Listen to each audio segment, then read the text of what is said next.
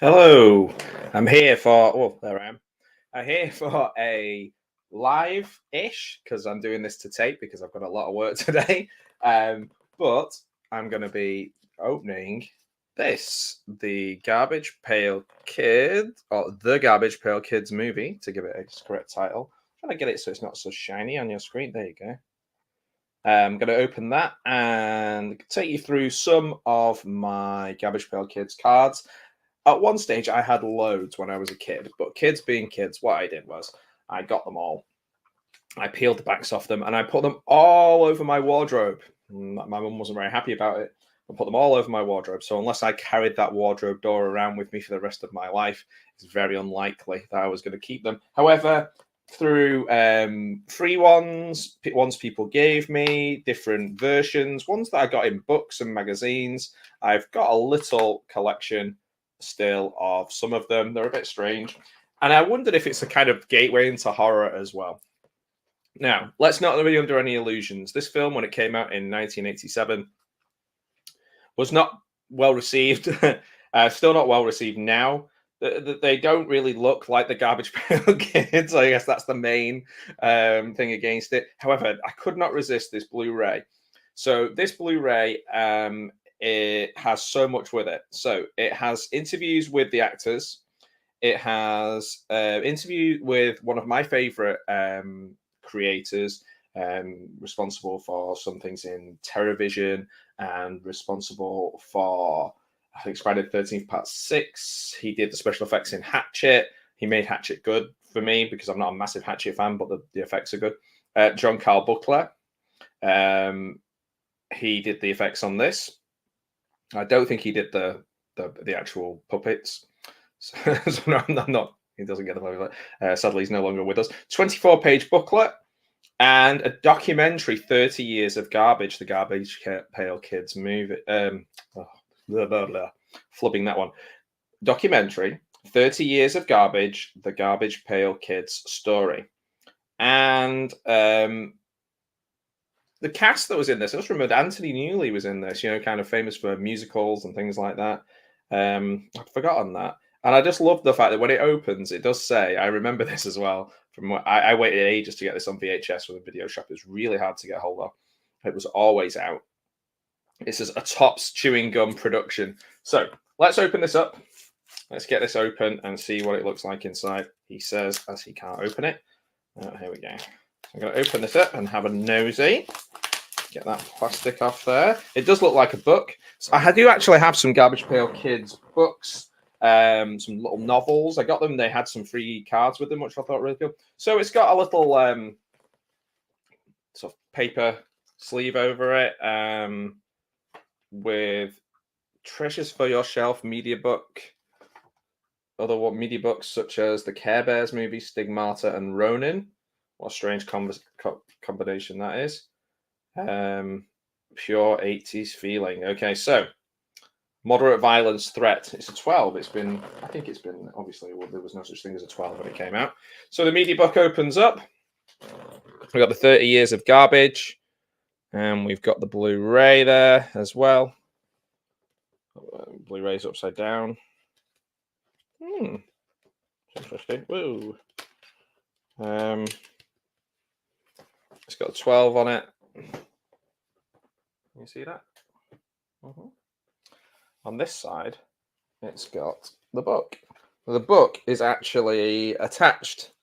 I don't know if I have any more media books or whether all media books are like this. Let me know if they are. Just give you a good cough down the mic there, a bit of ASMR. Wow, okay, so it's pretty cool, the book. It has lots of, it takes you through the story of the film, how it got made. It's got some posters, some artwork from the film. Again, a lot of the characters don't really look like I mean, look at that. There was a British TV show called Spitting Image. And I feel like they would have been better people to get to make these. These look a bit full moony. Not that that's bad if you're making a full moon film, but they don't look like the amazing artwork, and the amazing artwork is the key thing, really. So wow, it's got loads in it. Actually, it's got loads of different things in it. I guess the idea of it is a kind of Oliver Twist style story. Just looking through it, it talks about your inner child. Wow, it's got references, and it's quite an interesting book. It's only about 20 pages or so, but I'll look forward to reading that in full. I'm not going to read it to you. It's not a bedtime story. So this is my new media book. I do like it. It's got like a real book spine feel to it. Do you prefer things like this to steelbooks? I know people have issues with steelbooks having dings in them and things like that. I maybe only have a few steelbooks that I got super cheap. I got the Alan Partridge Alpha Papa steelbook, which again was like £1. Sometimes you can find really cheap steelbooks. Is that because they're slightly damaged or because they make more of them than they sell? I don't know. So let's have a look at some of the cards. Hopefully the light isn't going to dazzle them too much. Get them nice and close to the camera for you. So tribute to Night Owl done. Damage done. That's an original one. That's one I actually had as a kid. I think it was around series 3 when I started collecting. I did get, this isn't an original Adam Bomb. This is bonus sticker with the Garbage Pail Kids book 1, Welcome to Smellville. But I did get them because it did have some really cool ones in it. There's some, these are the, like it says on them, storybook stickers. You see those? Yeah. This is the actual one that came with Welcome to Smellville on it. That says Welcome to Smellville on it with a sort of crazy OTT Adam Bomb in the middle of it and everybody else around him. There's also some sort of spoof ones related to other authors. So this is R.L. Slime. R.L. Slime. This one must have been from another book. This was from Thrills and Chills book. I think I got 2 of the 3, or maybe all 3. I'm not sure if there's any more Garbage Pail Kids little novelizations out at the moment. This one is, again, bonus sticker that came with the book, because I had this one as a kid, Brainy Genie. Remember, they always had 2 alternative names. So sometimes you'll see them and go, I recognize that, but that's not the name I remember. I'm not the world's foremost expert on GPK. I just like them. Windy Winston, Tootin, Rootin' and Tootin. The Garbage Pail Kids, the 3rd book. Oh, no, this is still from the 2nd book. Wow, you got loads of free cards with that one. You get, I guess, all of the guys in it at the pet show. Ticked Off Tucker. This one is a limited edition Lost Garbage Pail Kids sticker. Promotional one. This is Ticked Off Tucker. Hole in Juan. Again, that's from one of 4 for the promotional cards. There is a really good book. I couldn't find it when I was getting ready for this video. A really good pink book that has all of the original Garbage Pail Kids. A page each. It's only about maybe the size of that media book, but it has a page for each of them, front and back, and the alternative ones. Just the artwork, it's incredible. Trim Jim. Well, as you get to that age, if you get into your 40s, Jim, you do need to trim your nose hair a bit. Trim Jim, again, another one of the bonus stickers. These were supposedly lost ones that never got made. They made them just for the book. Limited edition stickers from the Topps archives. Busy Bee. Ooh, B, you meanie. Half Baked Betty. Bam, a lamb. Huh. Half Baked Betty. I'm not sure where this one came from, because on the back it's got like a little story. I'm not sure where I got that from. That looks like an original one, but a more modern one. Juicy Bruce. Again, the back of that is the same, so I'm not sure where I got some of these from. Juicy Bruce. Sizzling Sid. You'll get to some more that you recognize as we go along. Sizzling Sid. Manny Eater. He's a man-eater. This one is from a set where, do you remember those? And you used to build like a puzzle from the back of them, and you always had one missing. Marooned Maureen. And it has some facts on Marooned Maureen. Let's get that closer. Marooned Maureen. And it's got some made-up facts on the back. Would I lie to you? Gooey Louie.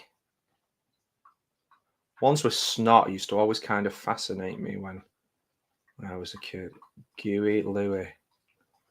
I feel like I'm in that episode of Father Ted where I'm just reading out where she's trying to guess all the names.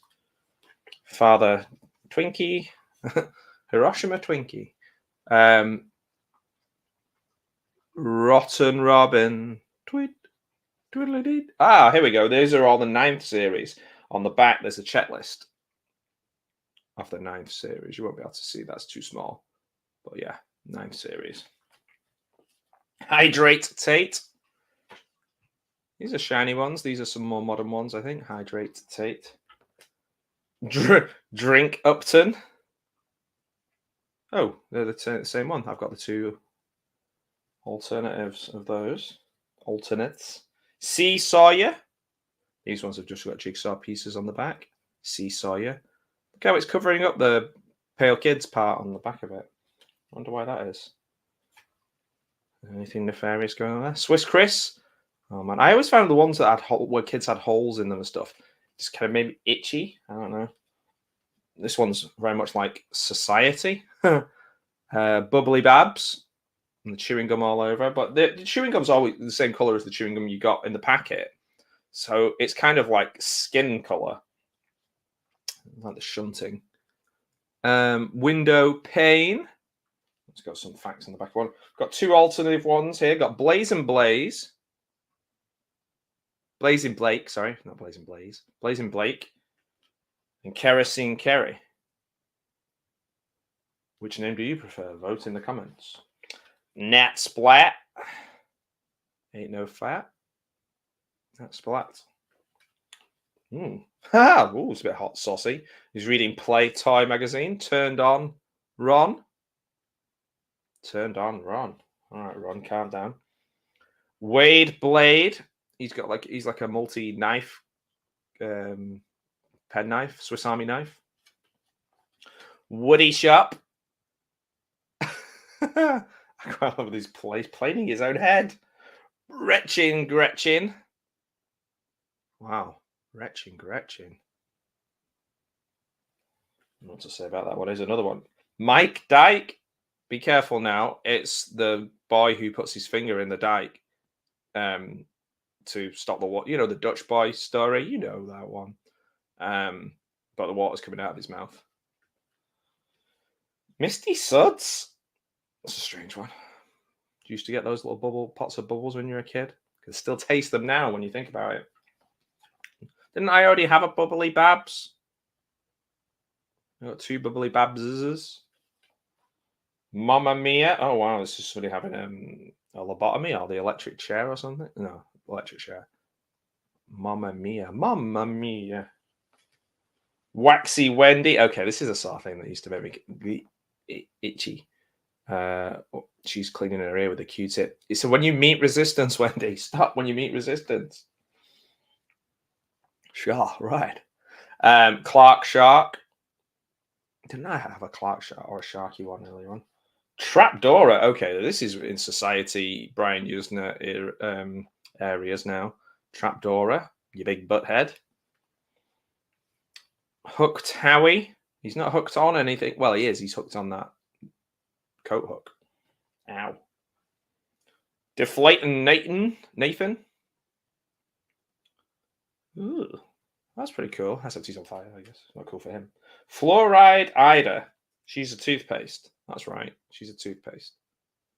I don't remember. These ones I didn't. Now, these are ones I bought recently from a convention. I love these. Horror personality ones. So I got this one, which it does remind me of one of the originals. Roaming Romero. This was like £1 or £2 each, but at this point I was in convention mode. I was just like, I throw money at you, give me things.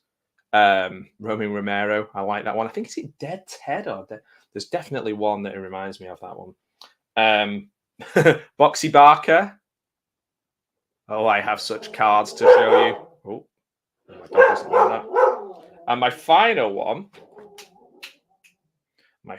one, if the dog allows me to share it with you, is Dan Tasm. Dan Tasm. Oh man, I would love to have that full set. There was a couple of sleepaway camp ones as well that I think I got, but I don't know. I can't find them anywhere.